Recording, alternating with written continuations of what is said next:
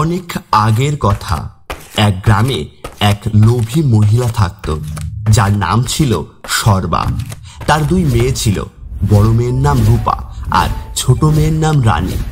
রূপা অনেক দয়ালু আর সৎ মেয়ে ছিল, কিন্তু তার ছোট বোন খুব জেদি আর অলস মেয়ে ছিল।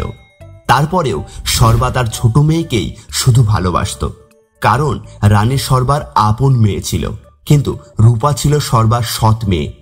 সর্বা রূপার সাথে চাকরের মতো ব্যবহার করত, রূপাকে দিয়ে ঘরের সব কাজ করাতো। রূপা, দ্রুত ঘরের সব কাজ শেষ কর আর কুয়ো থেকে পানি নিয়ে আয়। এদিকে এসো রানীমা, আমার আদরের মেয়ে, তোমার নিশ্চয়ই খুব খিদে পেয়েছে। এসো, আমি তোমাকে আমার নিজের হাতে খাইয়ে দিচ্ছি। রূপা দ্রুত ঘরের সব কাজ শেষ করে নেয় আর পানি নেওয়ার জন্য কুয়োর কাছে পৌঁছে যায়।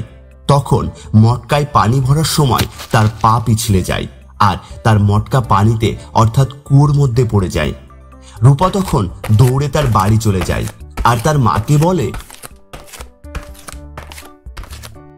মা, পানি নেওয়ার সময় মটকাটা পানিতে পড়ে গেছে। মটকার সাথে তুই কেন পড়ে যাসনি ওই কুয়োর মধ্যে? এখন আমি দ্বিতীয় মটকা কোথায় পাবো? যা, ওই মটকাটিকে কুয়োর থেকে তুলে ফেরত নিয়ে আয়। মটকা ছাড়া তুই ঘরে ফিরবি না, বুঝলি? কাঁদতে কাঁদতে রূপা আবার কুয়োর পাশে পৌঁছে যায়।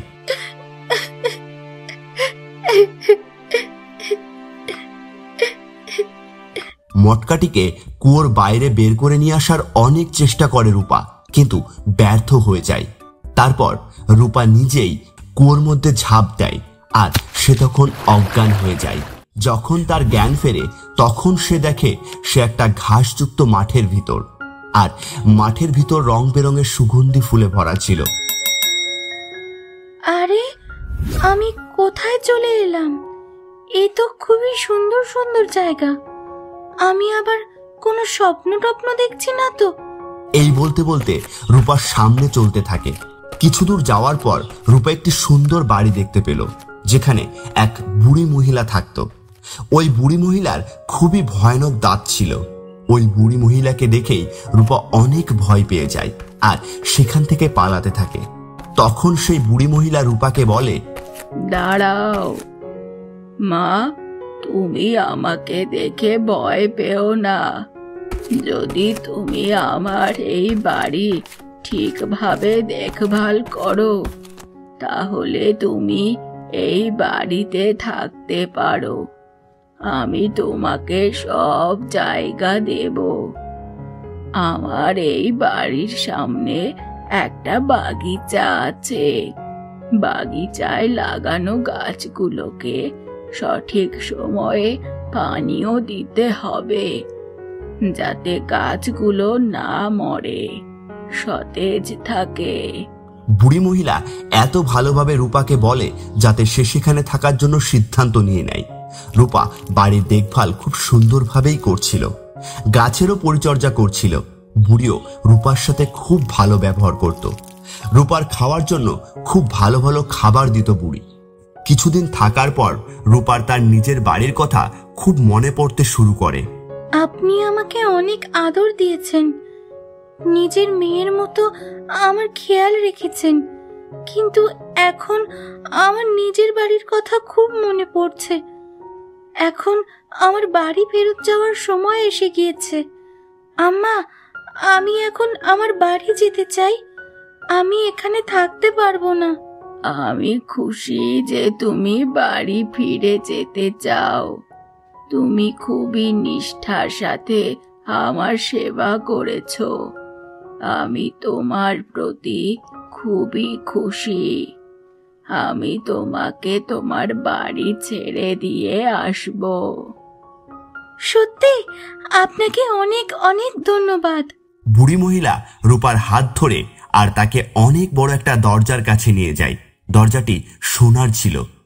বুড়ি দরজায় হাত দিতেই দরজাটি খুলে গেল। যখনই রূপা সোনার দরজার বাইরে পা রাখে, তখনই সেখানে সোনার বৃষ্টি শুরু হয়। সে কিছু বুঝে ওঠার আগেই তার পা থেকে মাথা পর্যন্ত সোনায় ঢেকে গেল। এটা তোমার পুরস্কার। তুমি অনেক ভালোবাসার সাথে আমার সেবা করেছো, তাই তোমাকে আমি এই পুরস্কার দিলাম।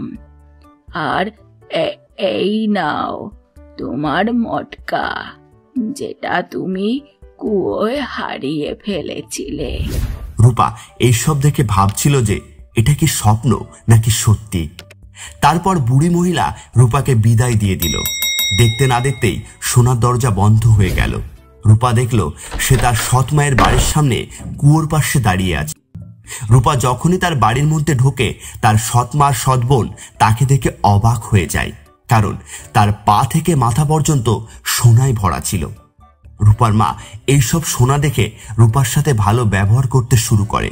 সে রূপাকে বলে, আরে আমার আদরের মেয়ে, তুমি কোথায় চলে গিয়েছিলে? আমি তোমার জন্য কত চিন্তিত ছিলাম সেটা তোমাকে বলে বোঝাতে পারবো না, কিন্তু তুই আমাকে এটা তো বল যে তুই এত সোনা কোথা থেকে পেলি? রূপা তার সৎমাকে সব ঘটনা বলে দেয়। এইসব ঘটনা শুনে রূপার মায়ের মনে লোভে ভরে যায়। আরে বাহ, এত পরিমাণ সোনা! আমি তো কোটিপতি হয়ে যাব। যদি আমি আমার মেয়ে রানীকে ওখানে পাঠিয়ে দেই, তাহলে তো আমি অনেক ধনী হয়ে যাব। সৎমা তার নিজের মেয়েকে কুয়োর মধ্যে মটকা ফেলে দিতে বলে। তারপর রানী কুয়োয় ঝাঁপ দেয়।